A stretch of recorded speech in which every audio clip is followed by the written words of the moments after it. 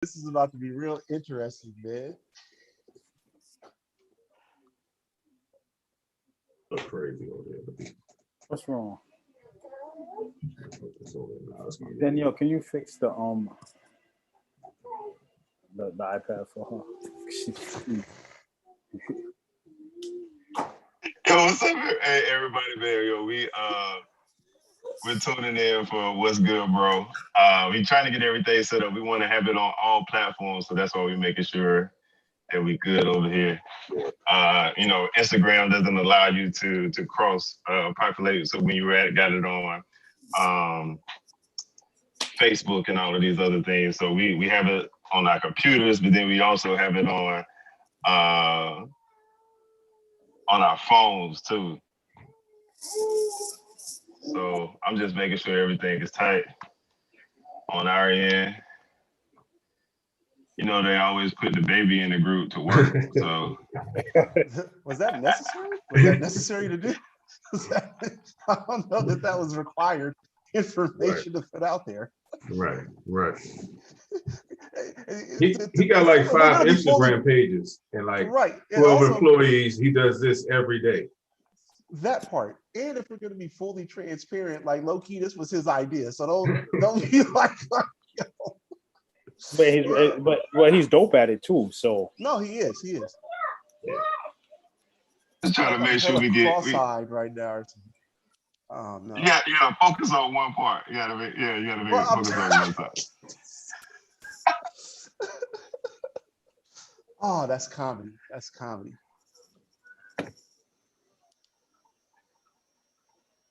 All right, let me see. Make sure. What's going on, IG? What's going on, everybody that tuned in? This is What's Good, Bro. Yeah, we're back. Yeah. Which installment is this? This is like what, number 4? I think so, right? Or 3. Right. But anniversary also, did we not do it in June of last year? Yeah. We're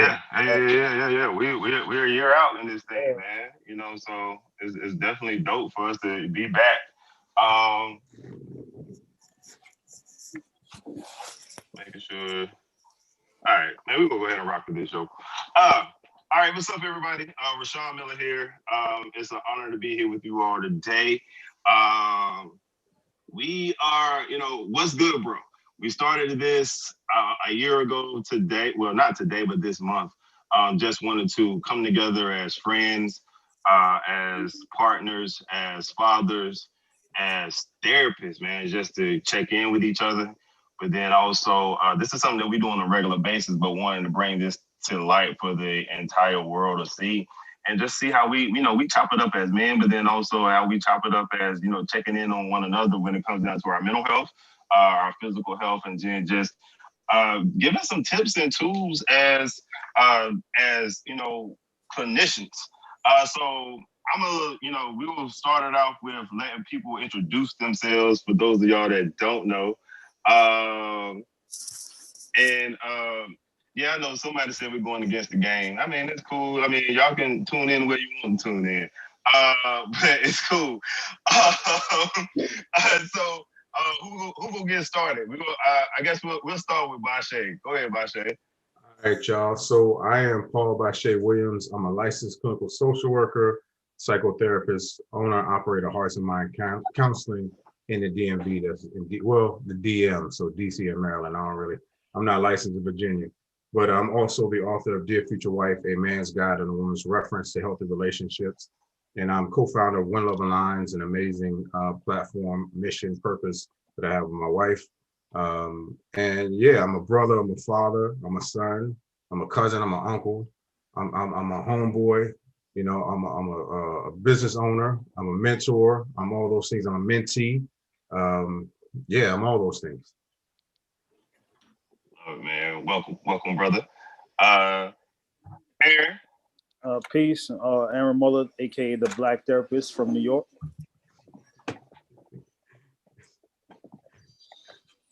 AKA. And co-owner of Life Matters Psychological Services and owner of Aaron Talks podcast. Oh, dope. Anything else you wanna put out there, Uh, Black Therapist? I'm, As featured on.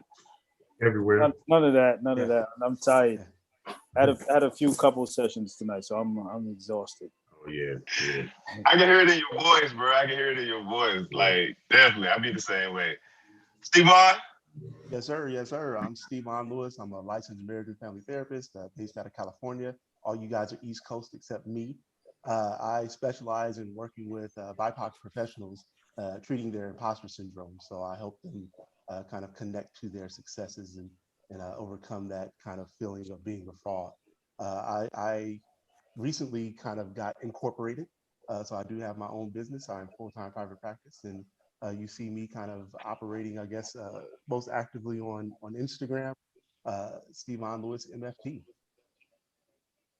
And so as a caveat, I know we're all into imposter syndrome now. I started doing it in 2017. Just want to put that out. Yeah, so he trying to say he the godfather in this thing. You know what I'm saying? Like, everybody don't want to hop on the imposter syndrome wave right now, but like he ain't new to this. He true to this. Right. No, I learned the game from somebody else too. You know what I'm saying? I'm just saying I started back in 2017 when I learned mine. You feel me? That's what's up. Hey, some people just now learning what imposter syndrome is. Yeah. So Right. so he out here educating the masses, man. So again, I'm Rashawn Miller. I am a licensed therapist or a licensed professional counselor based out of Charlotte, North Carolina. Also, I am the owner of the Good Stress Company. And I have a nonprofit called Stress Inc., which we do a lot of mental health awareness in Black and Brown communities.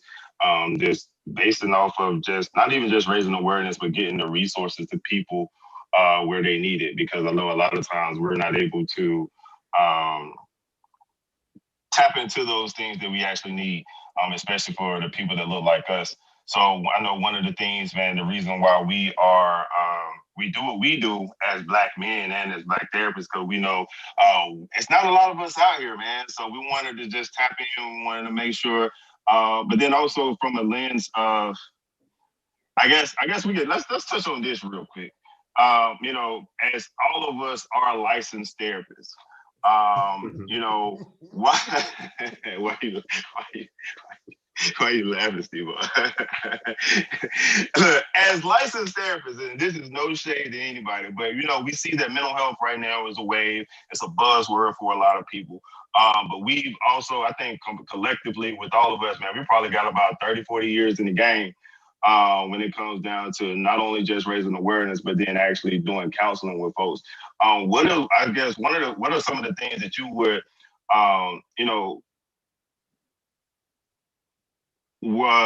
just throw out there for the men out there that are seeking therapy or seeking some help when it comes down to mental health services and about who to tap into and all of that stuff? Ooh. Yeah. So I guess I'll start. That is a great question, a good segue. I think that if we're being honest about kind of where we are today with like social media and the amount of information that you can get, I would say, depending on what's going on with you, there's some self-help stuff you can do for sure. Some people, not to throw shade, it's gonna sound like shade though, but it's what it is, right? A broken clock is right twice a day. Stuff can sound good, but that doesn't mean that somebody has all the information about kind of really how to help and how to support, right? And so like we can go to our friends sometimes and our friends can tell us some stuff that might be helpful. For some other issues, that might be more complex, it would be better to have a trained professional who has some education and also some, kind of instruction or ability to be able to really work with some of that stuff. I think when we start to get into kind of more complex or severe mental health issues or more enduring kind of family trauma or trauma in general, then you probably just don't want to go to your friend or someone who's maybe not trained in this stuff because maybe the information you get is going to be counterproductive to what you need to be able to heal and move forward. Yeah, I think also, we talk about the word expert, and I think a lot of people are saying they're experts because they had that experience.